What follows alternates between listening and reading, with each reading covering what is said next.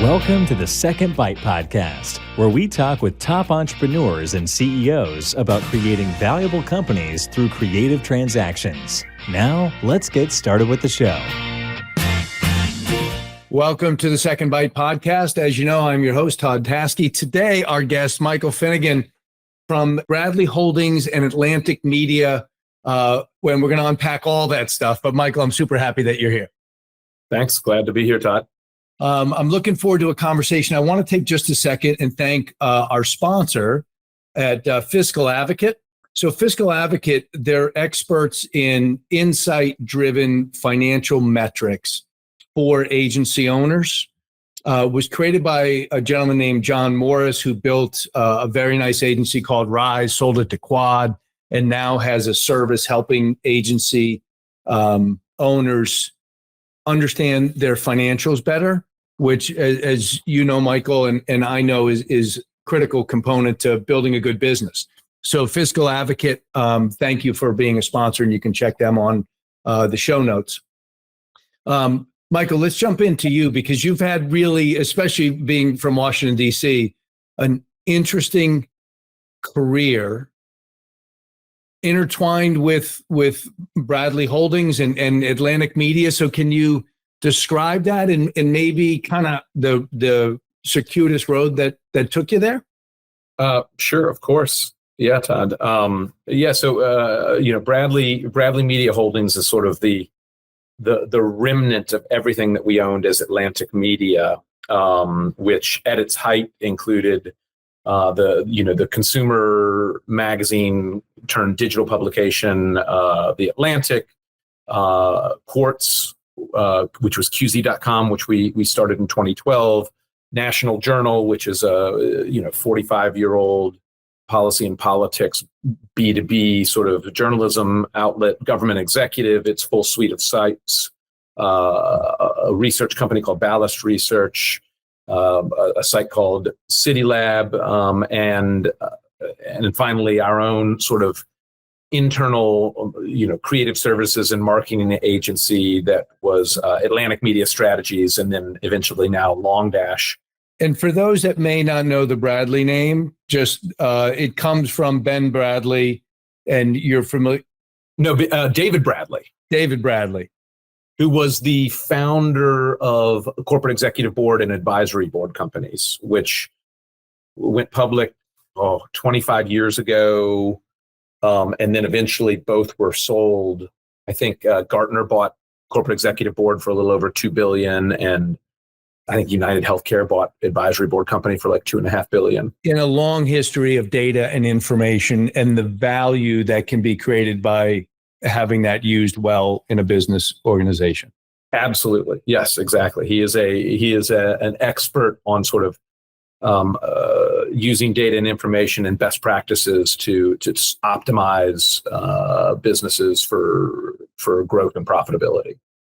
And you've had, I would consider it an outsized impact in the success of some of those businesses. Can you tell us about that? Yeah. So I joined in 2011.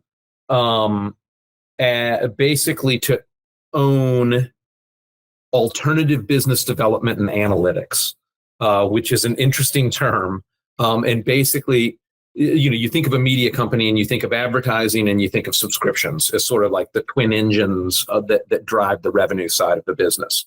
My remit, and I was the first person to have this role in the company 13 years ago, was focus on all revenue that's not advertising and not subscriptions, which at the time was minuscule. A couple $100,000 of revenue when it was handed to me. And where was that revenue coming from?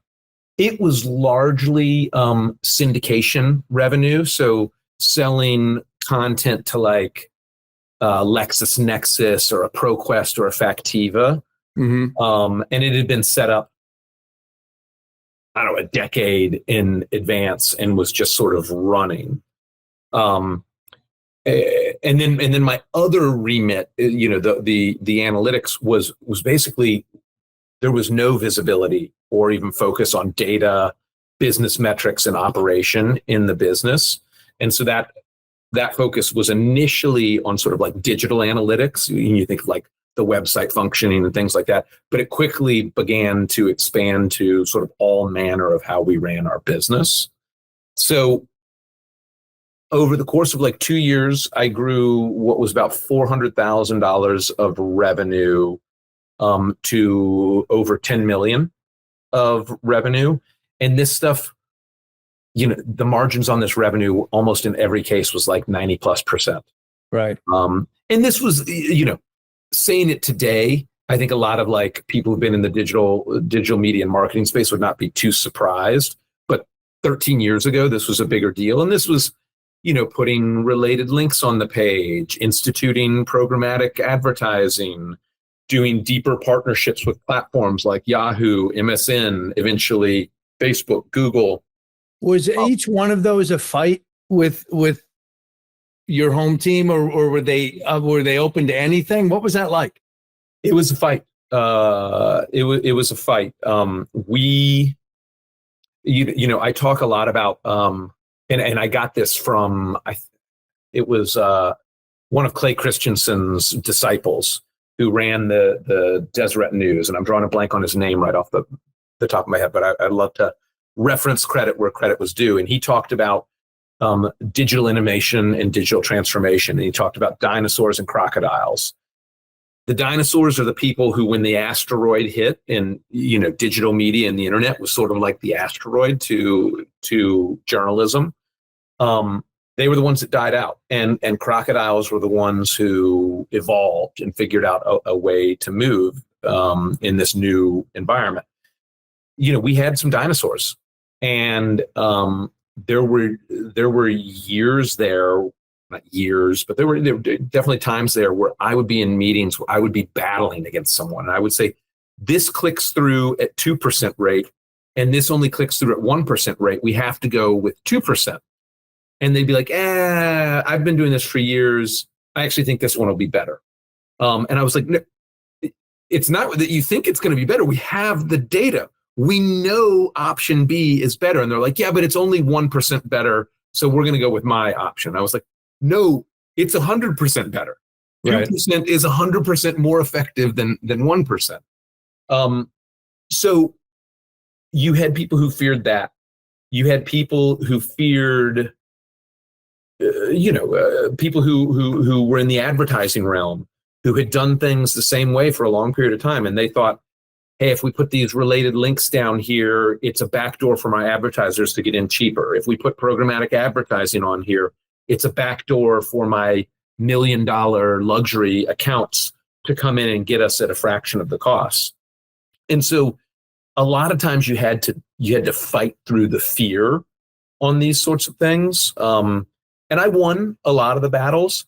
I didn't win all of them. Notable one that I lost was, I can't remember which one of these companies, but it was one of these, like ProQuest or LexisNexis or something like that offered to digitize the Atlantic's entire archive. And they were going to, we had it digitized back 30 or 40 years, but, there were 160 years. And along with that, they were going to do it for free, but they were going to be given an exclusive license to that content for 5 years, other than what we did with it on our sites. We couldn't work with any other partners.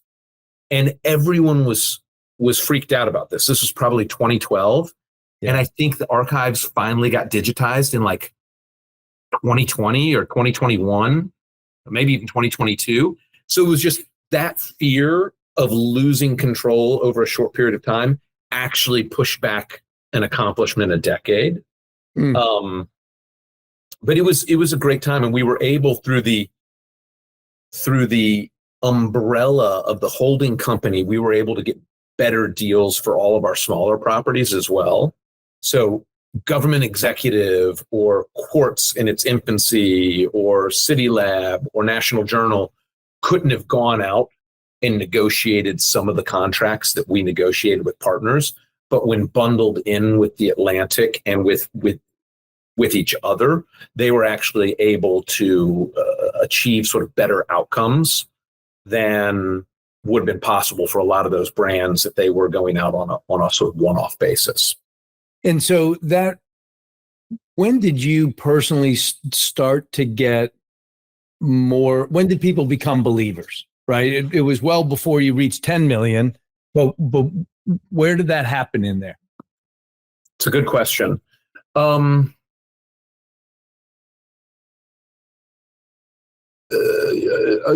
think there were, once I started, the CFO and the president at the time, who were collectively each sort of my bosses, started coming to me and saying things like, hey, we've got a budget shortfall here. We need $500,000. Michael, do you have any ideas? And I'm like, yeah, I've got a binder full of ideas over here. If you'll just give me the political sort of support and capital to push these things through. And so we had a difficult financial year in 2012. The ad market just wasn't meeting our sort of our budget. And so we had a lot of holes to fill. And I was able to fill some holes with some 7-figure deals.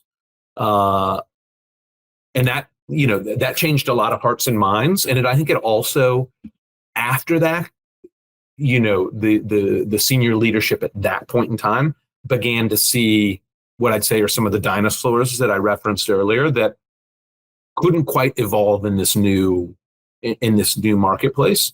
And we began to make some organizational changes to facilitate faster innovation and sort of digital evolution across all the brands. And did that give you more sway, more power, more input into where revenue would come from? I had been with the firm probably 18 months, and I was promoted to CFO of the company, which immediately gave me a lot more input and sway and power because, at this point I sort of was the gatekeeper to various financial goals. So, business unit leaders would come to me and say, this is what I want to do. And I would say, well, you don't have this, you don't have revenue stream C, D, and E in there. And they were like, well, I think that will hurt. And I was like, well, I think it'll help. So you either need to have revenue streams A and B up 15%, or you need to include these. And so it gave me a lot, before I was sort of, if you think about the car driving down the road, we had like a 3-seater van and I was in the back of the seat sort of able to yell out. By the time I was CFO, I was sort of in the passenger seat, able to come over and put a couple fingers or even a hand on the steering wheel on occasion. So usually for me, the guy that becomes the CFO is the guy who was last to show up at the meeting and all the good spots were taken. Yeah. Did you feel, were you qualified for that? Did you feel qualified? I mean, it's because when you became CFO, how large was the business? We were maybe 50 million in revenue and 400 employees. It's a real business, man, to be CFO. It's a real business. Now, I think, was I qualified? I had never been a CFO. I had never been in FP&A. I had been a consultant in sort of corporate operations for a variety of years. And I had also done consulting in financial investigations for a lot of like large corporate litigations. But I think the position was interesting. This was a fully family-owned, privately held company. The ownership did not like the company taking on debt. They had their family office that did their own sort of treasury functions. So cash was swept out. So to the Bradley family. To the Bradley family. So from a CFO perspective, didn't have to deal with any public situations, didn't have to deal with any debt or banking relationships outside of just a general commercial banking relationship. Didn't have to deal with any treasury or capital management functions. So a lot of what you had to do as a CFO had been taken out. And then we also had an external accountant that managed across the family portfolio. So a lot of the heavy lift accounting was taken off. So to some extent, the role of CFO for me, none of the business operators, when I came in, other than the owner of the business, I was the only employee in the company that had an MBA. So what me as CFO allowed us to do was it allowed us to promote great leaders and practitioners in the various business units to business leadership roles without having to have the full skill set. I became the backstop. So in some businesses, we promoted editor-in-chiefs to be president. Other businesses, we promoted a head salesperson to be the president. In another business, we promoted someone who basically was like an events leader. So we were enabled to put really interesting skill sets into leadership positions, but they didn't need to be 100% well-rounded leaders because they had me as the CFO, who was basically like the business backbone for any given leader. Not to take anything away from theirs, but I think Sure. From their accomplishments, their abilities, but it enabled us, unlike a lot of other businesses, to lean into strengths. So not every person had to be an expert everywhere. Yeah. And what you also didn't need, one of the things we learned a lot was when you promoted people into stretch positions, a lot of times, they would end up spending a lot of their time at what they were worst at rather than what they were best at. And so what we basically told people to do is we want you to continue to being amazing at the things you're amazing at. And Michael or other people in our corporate team or in your teams will fill in your holes from a skill gaps perspective. And then one day, did somebody just stick their head in your office and say, "Hey, Michael, you're doing corporate dev now too"? Because that got added to your plate, right? That got added to my plate. The president of the overall organization, Justin Smith, left to become the CEO of Bloomberg. And David Bradley, who Bloomberg Media, Justin, he now is the founder of Semaphore, and he's had a very storied sort of media career. But he left to be the CEO of Bloomberg Media, and the David Bradley, who, was not full-time on this. He had other things that he was doing and interested in. Basically said, I don't want to hire a new president. I'm going to step back in and run it myself. I think he realized probably pretty quickly after doing this that running the businesses in that manner was not his strength. And so he began to empower me more and more to, I was joining, every meeting that he had with every business unit president, becoming the real sort of backbone. And eventually he came to me and he said, my family does not want to take over the business, and I don't want to be, the 75-year-old white guy who loses touch with the realities of the business and runs it into the ground. So by the time I'm 70, I want to divest all my businesses. Michael, as CFO, would you help me do that?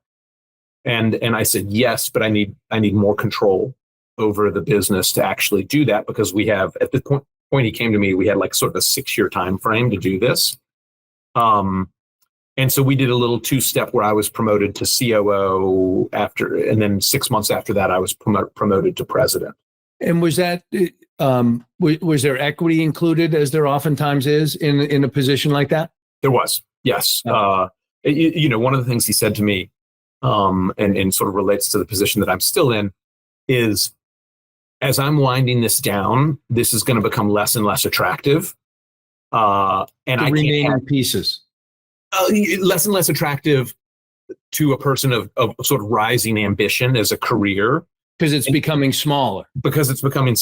And he was like, I don't want you to leave me, sort of in a half-baked in this process, because it will become very difficult for me, David Bradley, to recruit someone to do this. So it was interesting in his regard. I mean, I was like 35 years old and becoming the president of a business that, at that point was maybe 80 to 100 million in revenue. Right. And had, 600 to 700 employees. So what he sort of did, I think, and this is David Bradley, he's done this a lot in his history, is he gave me he recognized what I was capable of. He gave me a big step up because he knew I would stay with him for a while. And then he heavily incentivized me through equity to sort of see this through to the end, because he knew that if it's a wind down scenario and I half wind it down and then leave, it's very difficult for him to get someone. How did he create that incentive then? Was there bigger incentive to get the last piece sold, or how did he do that? There were delays that sort of triggered in later in time, and there were some nice tails that sort of completion incentives as well. So there were some sort of core equity participations. We called it it's like shadow equity or phantom equity. Yeah, but it was set for retention purposes and set on other sort of divestiture goals. So you have, let's call it roughly $100 million business. How many business units in there? A dozen? No, we were short of that. We were more like 8 or so. And your job is to sell them off one at a time.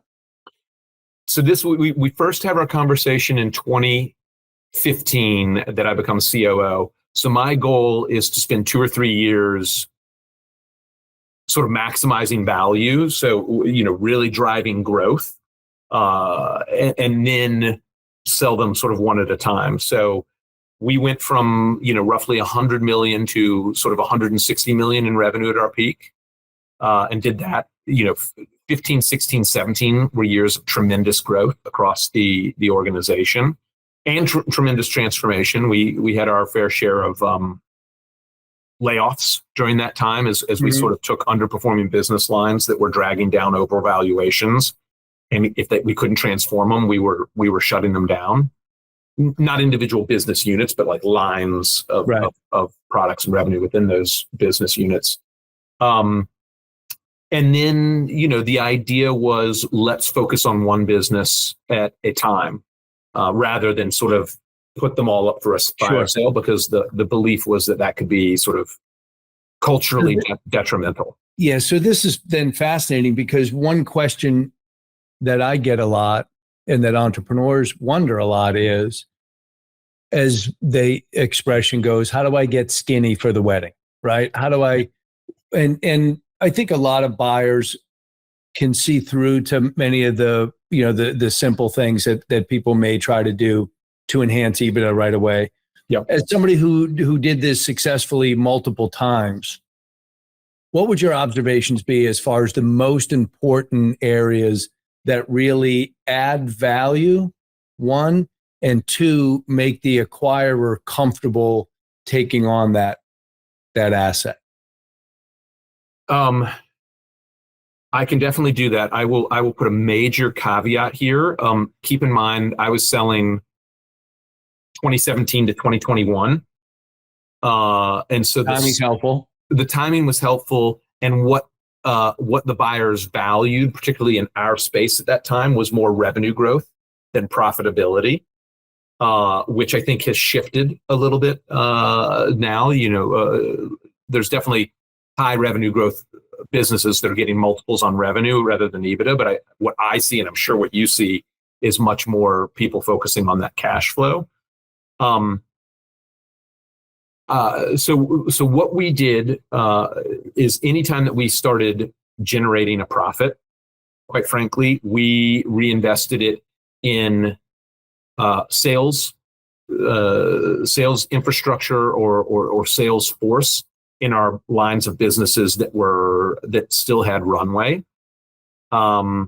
We invested it for our growth products in discounting for growth. And this, a very important thing here, and this was one of the things I did as a CFO, is we got really in depth with sort of the financials of each product line, what the revenues were, what the profitability of the product line was, what the customer acquisition was, what our total addressable market was, so that we knew, hey, these are the product lines where we need to focus on enhancing profitability.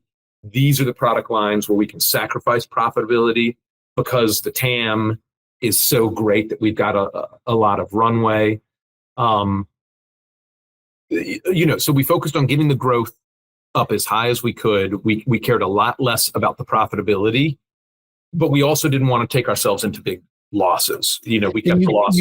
That was your focus because you understood what the market was looking for at the time.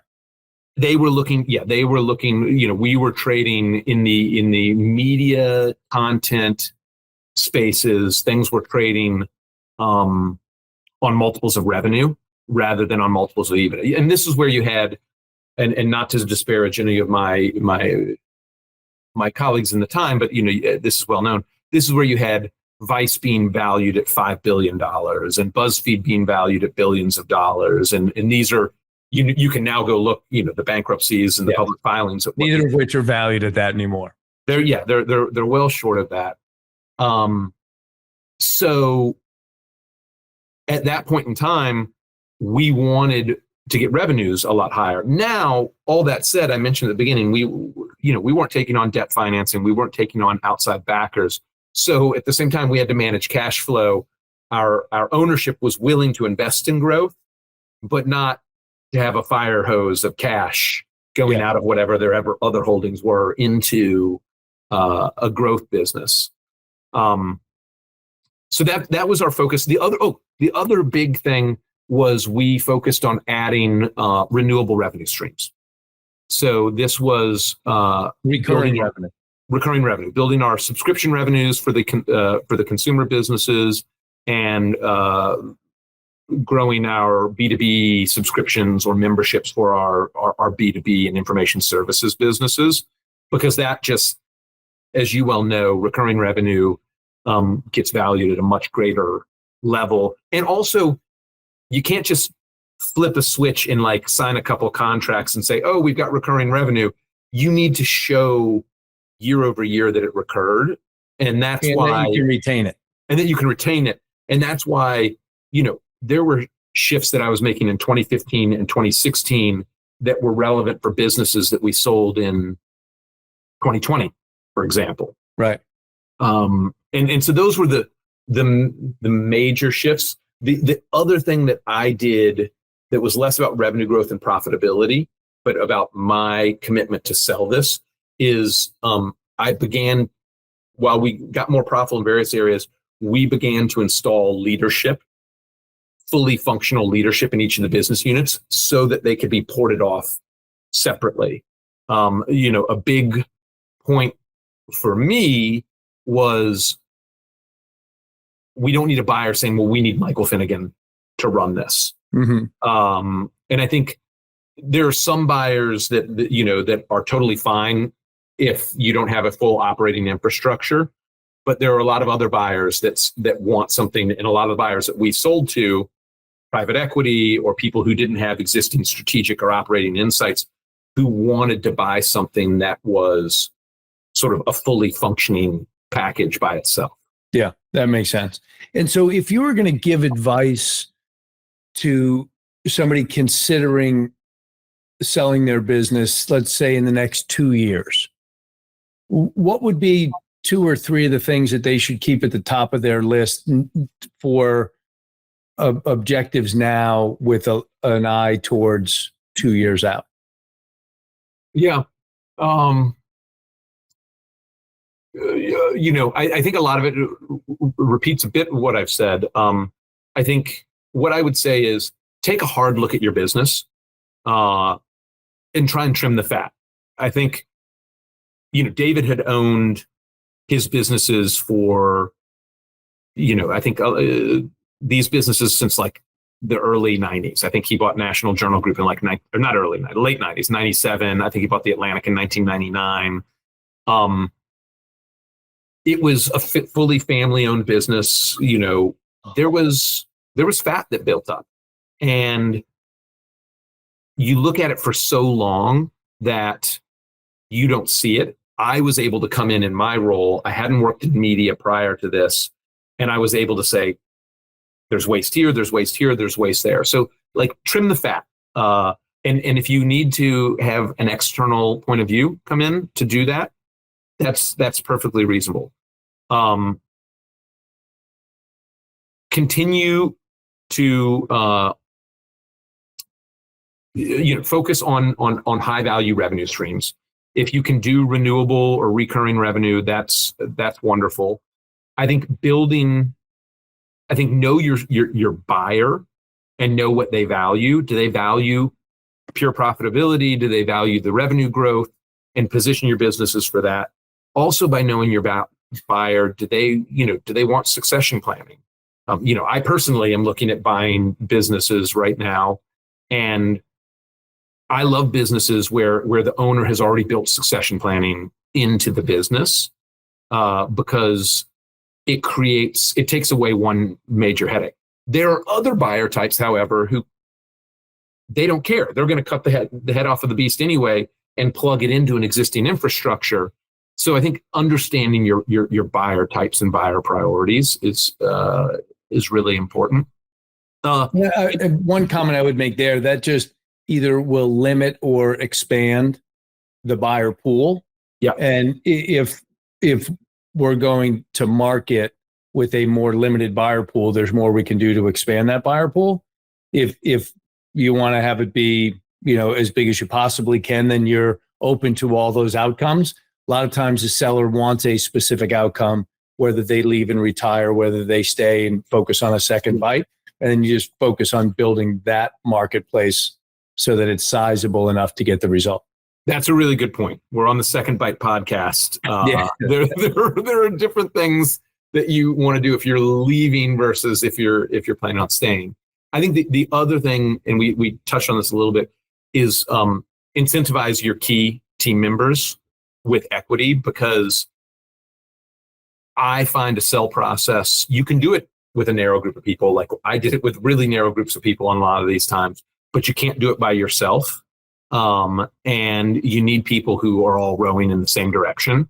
Yeah. And I think, that's important. And it doesn't have to be, you don't have to be given 10% of your business away. It can be done, having someone, their ability to make an extra times annual salary, that's life-changing. When you have a year's salary that hits your bank account all at once as a W-2 employee, if you're saving 10% a year, all of a sudden you've leaped yourself forward 10 years from a saving perspective. And it means a lot. And I talked with a lot of my employees that I incentivized that way and actually walked them through, hey, I know this is a $300,000 bonus. And, it seems like a lot, but it also just seems like a year's salary. Let me explain to you how this changes your retirement trajectory, your savings trajectory, so that you understand how big an impact this can actually be on your life. And that was very helpful for people. So you mission accomplished now, right? With Bradley Media, you alluded to it a little bit, but you're moving on to something next. What is that next going to be? Yeah, well, I still am the president of Bradley Media Holdings, but we have a lot of minority stakes and only one operating company that's going to be held for a longer period of time. I love operating and improving businesses. And like I said, I got to participate a little bit from an equity perspective. But what I've seen from looking out at the job market is anyone that's willing to pay me a lot of salary is doing that because they know I'm going to create a lot more value than they're paying me. And so I'm looking to, really increase my equity stake in companies. So I have saved up a variety of investment capital on my own account and have some outside investors and are looking to acquire companies, smaller companies, call it under 3 million in EBITDA, and run sort of the same playbook that I've done in the past. Will that be in the media space? I would say more in the B2B sort of information services, professional services space than consumer media. Consumer media, I would say, you look at, Jeff Bezos buying the Washington Post and Laureen Powell Jobs buying the Atlantic and Mark Benioff buying Time and Patrick Chung-Sheng buying the LA Times. And I could run through a variety of other billionaires who've invested in media. It's a hard business from a year-to-year cash flow basis. I think of it a little bit like a professional sports team. If you can sort of run it at break even and you value this, it can be a lot of fun while you run it. And ideally the asset values can sort of improve over time. But for where I am, I don't have the luxury of that sort of long time hold and lots of money in the background. So I'm looking for more businesses that were more like, for me, National Journal, Ballast Research, Government Executive, or even some of our professional services, sort of the consulting or marketing services. Right. And these are businesses that I think I can take, which I've done in the past. I can take sort of bespoke custom work and turn into renewable recurring product based businesses. And I think there's an opportunity to create a lot of value in that transformation. Well, it'll be interesting to watch. Anyone that needs to get in contact with Michael Finnegan, you can be found on LinkedIn, but also on the show notes will be Michael's email address and LinkedIn. It was I know you've had a very interesting career. It'll be great to see what the next step is. Your insights are helpful. Congratulations on your past success. Thanks to our friends at Fiscal Advocate for their sponsorship of the podcast. And Michael, thanks for spending time with us. My pleasure. Thanks for having me, Todd. Thanks for listening to the Second Bite podcast. We'll see you again next time, and be sure to click subscribe to get future episodes.